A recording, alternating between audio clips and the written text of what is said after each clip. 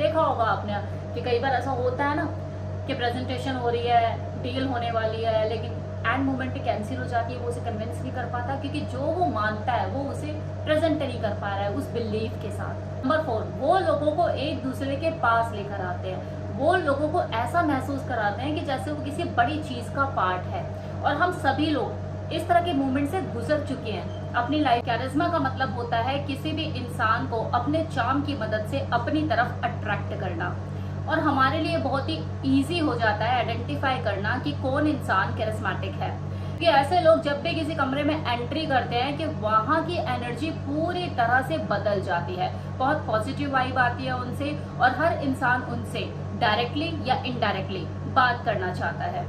उनका इन्फ्लुएंस इतना प्रभावशाली होता है कि हर दूसरा इंसान उनकी तरफ खींचा चला जाता है। ये हैबिट इसलिए काम करती है क्योंकि जनरली हम जब भी किसी से बात करते हैं तो हमारा जो दिमाग है वो ऑटो मोड पे आंसर दे रहा होता है कि तुम कैसे हो, मैं अच्छा हूँ। और क्या वो बड़े दिनों से बात नहीं करी, मिले नहीं, फोन भी नहीं आया, हाँ मैं बिजी था। इसी तरह के सवाल और जवाब चल रहे होते हैं जो कि बहुत बोरिंग होते हैं, किसी को भी याद नहीं रहते क्योंकि इसमें कुछ ऐसा मीनिंगफुल है ही नहीं।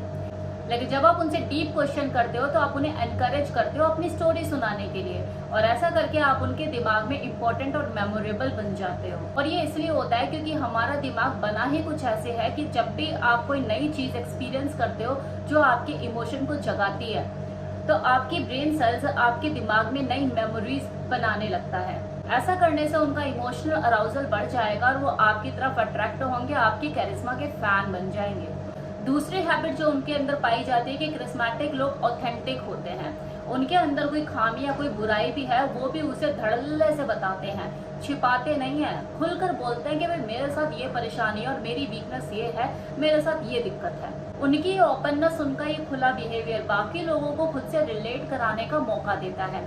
हमें वो इंसान कतई पसंद नहीं आते जो कि ऐसे प्रिटेंड करते हैं कि यार वो तो एकदम परफेक्ट है, उनके अंदर तो कोई कमी है ही नहीं।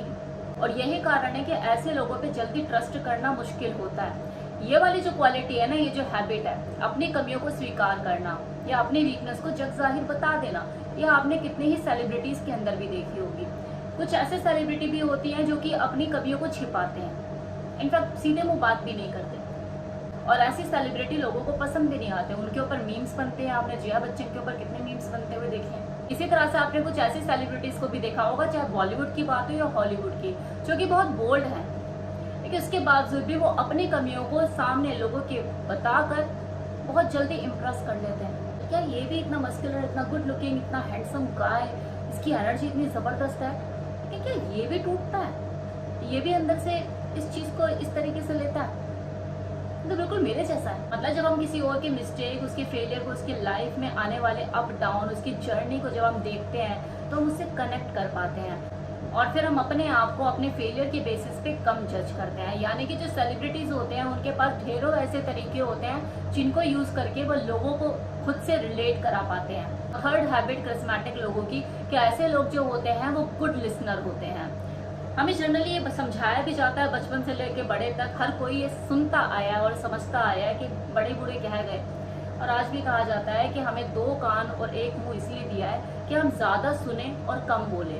और ये काफी हद तक सही भी है, ये काम भी करता है, क्योंकि हमें ऐसे लोग बिल्कुल पसंद नहीं आते जो बहुत ज्यादा गॉसिप करते हैं, हमारी बातों को इग्नोर कर देते हैं और अपनी तारीफों के पुल बांधते रहते हैं। ऐसे लोगों पे ट्रस्ट करना मुश्किल ही होता है क्योंकि हमें नहीं पता होता कि यार हमारा नंबर कब आ जाएगा, हमें नहीं पता कि हमारे पीठ पीछे हमारी कब बातें शुरू हो जाएंगी, कब ये लोग हमारी खिल्ली उड़ाएंगे। साइकोलॉजी कहती है कि अगर आपको लोगों में खुद को स्पेशल दिखाना है तो आपको कुछ ऐसी बातें करनी चाहिए जिससे वो लोग लाइट में आ जाए।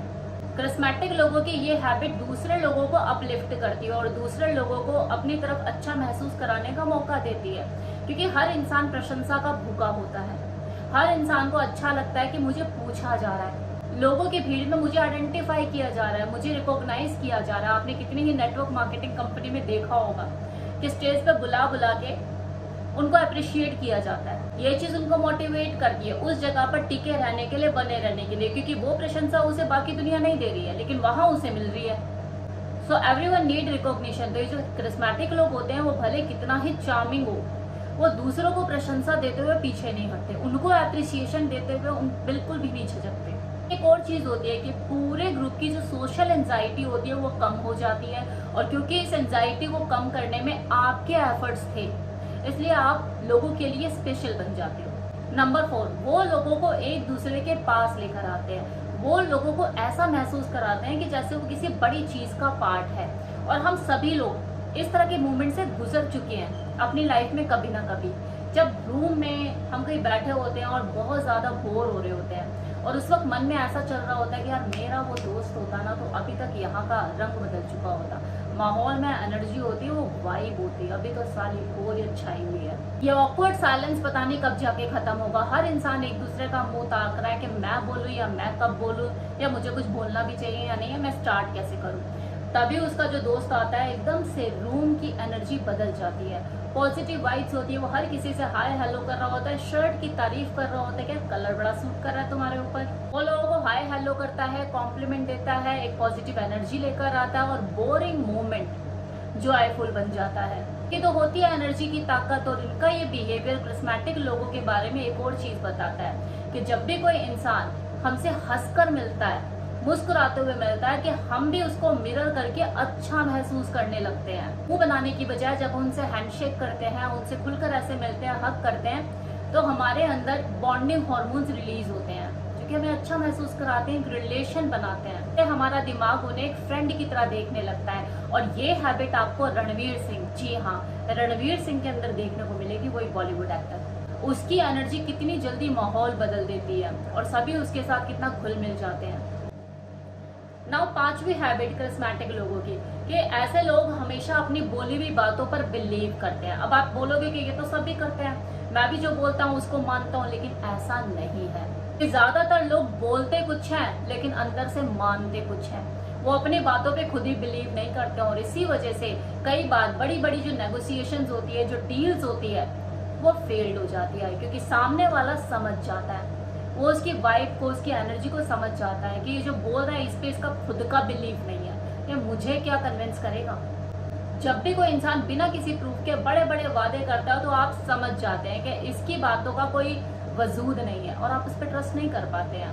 तो किसी भी चीज को लो कॉन्फिडेंस, लो एश्योरेंस और हाई वॉइस्ड पीच के साथ बोलना, ये इंडिकेट करता है कि इस इंसान को खुद अपनी बात पर बिलीव नहीं है।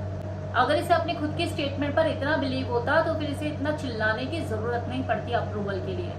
और वो अपनी अनश्योरेंस शो करता है, कभी हाँ करके, कभी ना करके, कभी बोलकर, कभी मुकर के।